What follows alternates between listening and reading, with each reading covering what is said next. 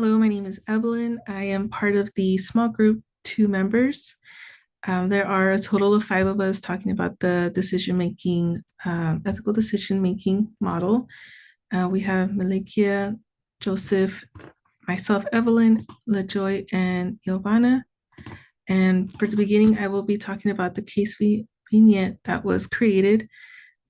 Um, the case vignette is an employee was referred to an EAP for mandated anger management counseling after receiving several workplace conduct write-ups. Throughout the sessions, the employee denied having anger management concerns, maintaining that he was misunderstood and unfairly treated by leadership during sessions.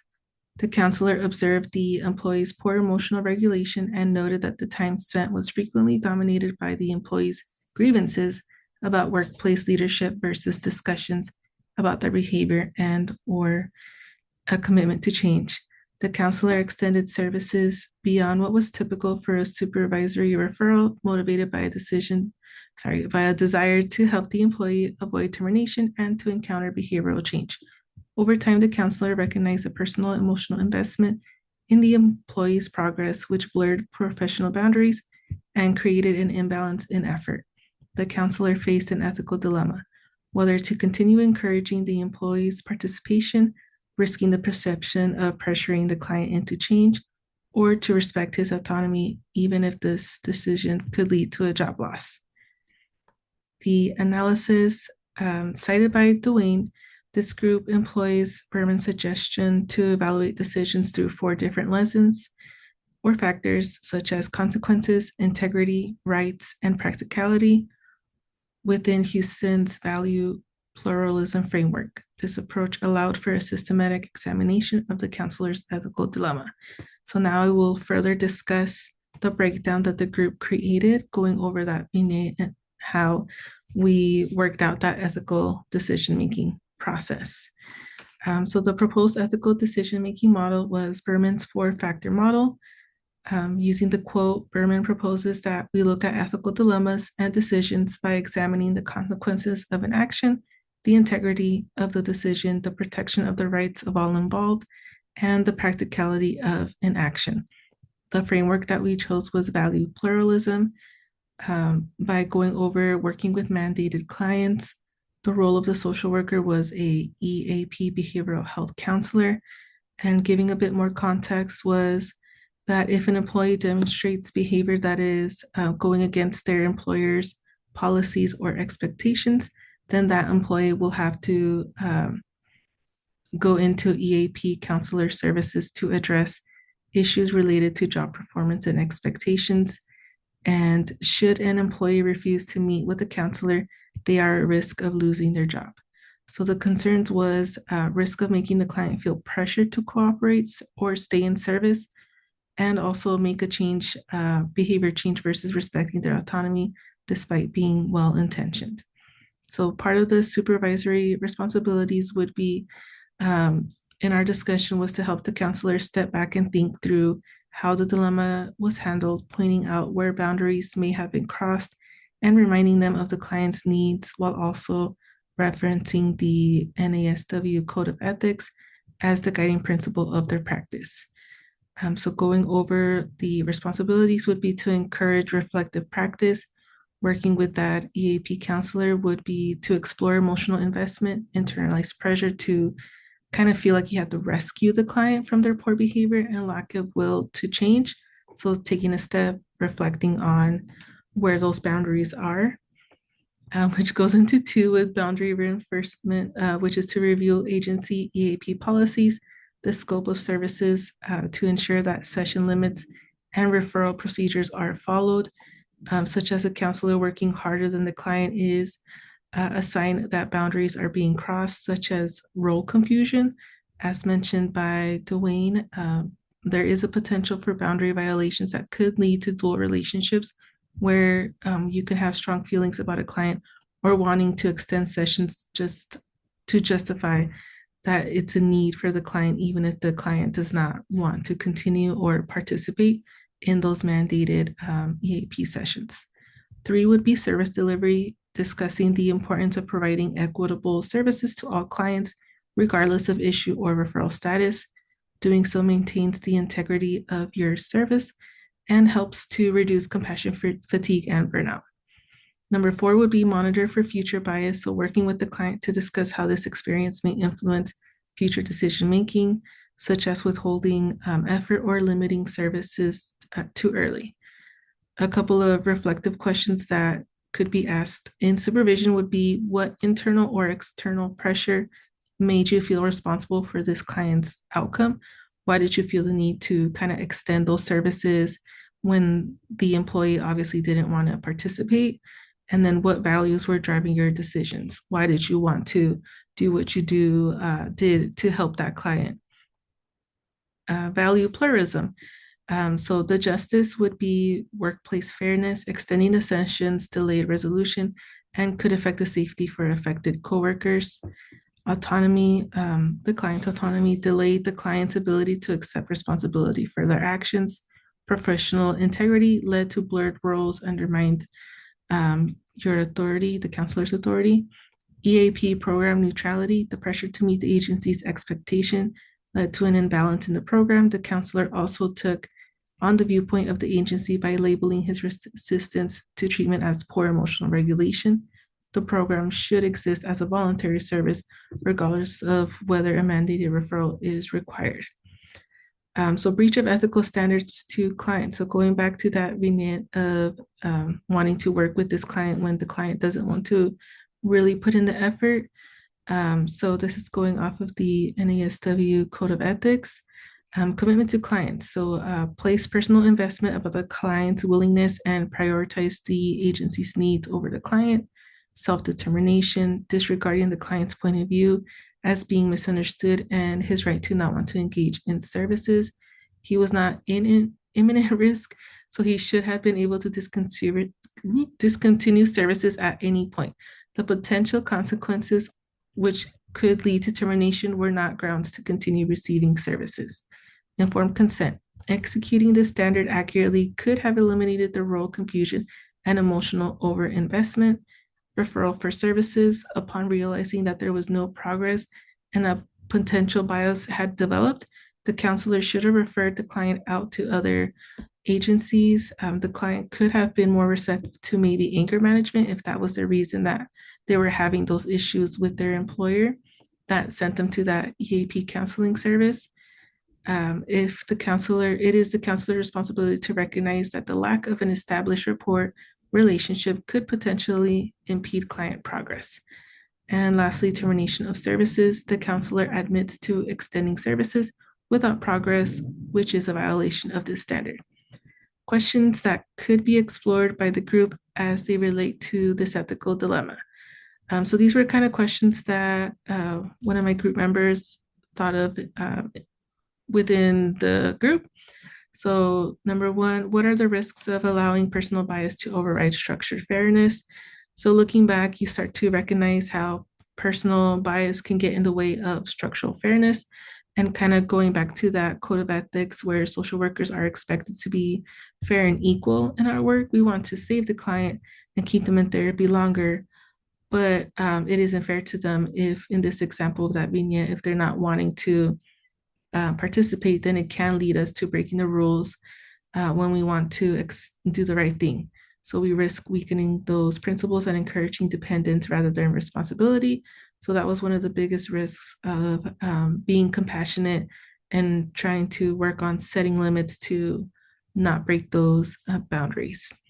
Number two, what safeguard exists to help providers stay within the scope? So the Code of Ethics, again, emphasizes fairness, professional boundaries, and client self-determination as core principles. So having regular consultation, clinical supervision, and documentation standards are all safeguards to keep us grounded.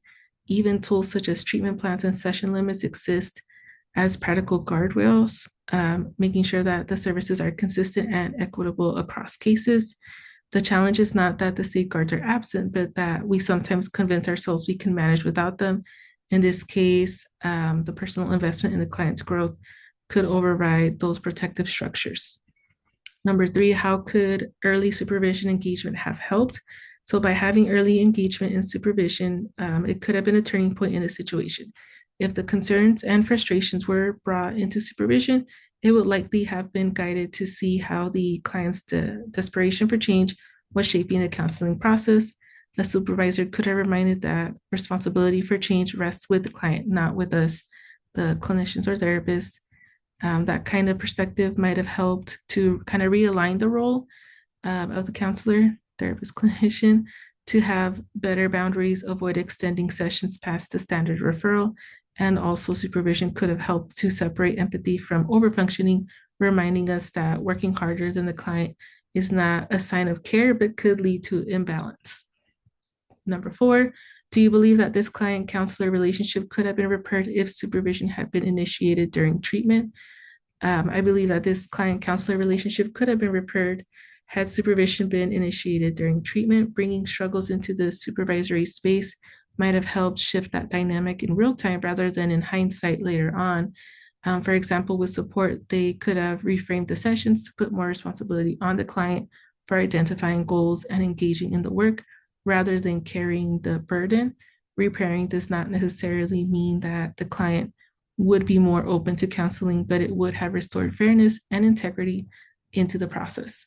Through supervision, it would have created a healthier relationship that was fair to the client, practitioner, and the standards of practice. And then mapping Berman's four-factor model to the case vignette. Our group selected the Berman's four-factor model as the ethical decision-making tool and value pluralism as the guiding framework. With value pluralism as the foundation, we seek to apply Berman's four-factor model to the ethical dilemma by mapping it across the case vignette and discussing the implications of each factor. Utilizing these approaches allows us to view the dilemma from different perspectives while analyzing the consequences, integrities, rights, and practicality with the role of a supervisor. Consequences. In the case vignette, we see a counselor genuinely wanting to help this employer avoid more difficult challenges, though it is moving toward the counselor's goal rather than the client's, applying the factors of consequences if this continued. There could be a rupture in the therapeutic relationship as resentment and distrust by the employee may appear due to varying goals between the counselor and client. There are also consequences if the counselor respects autonomy too much, as the client has the potential to lose their job as a worst case scenario. Integrity, applying integrity, the counselor must maintain their professional values and ethical foundation, which requires self-awareness. This includes respect for the dignity and worth of the individual, autonomy, fairness, and the avoidance of bias. Feeling desperate for the client is the entry point for clinician bias and is generally what leads to the counselor working hard than the client violating balance and neutrality. The counselor in this case was self-aware, which is the first step of change. And then we have rights as the central tenet of social work, values, and ethics. Clients have a right to autonomy and self-determination as stated by the National Association of Social Work. This means that the employee ultimately has a right to self-determination, even if that means losing their job. The employer and the other employees also have the right to a safe and functional workplace, and an employee's actions should not infringe on those rights. Lastly, the counselors has a right to professional boundaries, neutrality, and balance when working with clients. Practicality. As with all counseling, it is critical to analyze whether behavior change is realistic, especially with a resistant client. If the counselor is doing more work than the client, then burnout or compromise is a short step away. Clients have the power to change their world, but as clinicians, we do not hold the same control over our clients' lives. If they are to be successful, there needs to be a balance and a partnership with the clinician in the direction of the client's goals. If a client's primary goal is to fulfill the requirements of therapy for work, checking a required box change is unlikely. And conclusion, by mapping the vignette through Berman's model and grounding the process in value pluralism, our group created a foundation for deeper analysis of the dilemma. Each member then explored the dilemma from a different lens of understanding including the supervisory responsibilities involved. Through this analysis, we found a deeper understanding of the ethical dilemma and the supervisory role of the supervisor in supporting clinicians. However, while we discussed the ethical dilemma and the supervisory role that supervisors have, it is essential to remember that when making ethical decisions, we must consider the broader implications beyond the National Association of Social Workers Code of Ethics. For example, Freud and Krug state that there are three vital elements that should be used when making ethical decisions, such as having an increased attention to our moral intuitions and emotions, institutionalized opportunities for dialogue about ethical concerns, and open acknowledgement of and respect for moral diversity within a shared body of basic values. As we continue to experience our own ethical dilemmas as social workers, seeking our supervisor for support and reflecting on the process of ethical decision making will support us in removing our biases and conflicts when working with clients. And that was our ethical decision making group work that we did. The following would be contribution made by our group members. I'm not going to go over this in detail, but we each worked together. We worked through the GroupMe chat that was created, discussing on questions. Prior to that, we were using email, trying to get organized, get a hold of everyone, and kind of discussing on what was the best way for communication. GroupMe was the go-to. We then created a Google Doc where we could share and work together to kind of finalize this project. A lot of editing, a lot of communication with everyone. It was a good group of communication and working on this ethical decision making vignette as a group. And that concludes our presentation. This will look a little different from what is going to be uploaded, just to kind of break up since the vignette is uploaded separately. And then I'll include the link at the beginning of the final decision-making Word doc so that you're able to look at it. Thank you. And I just need to stop. Stop recording. Stop.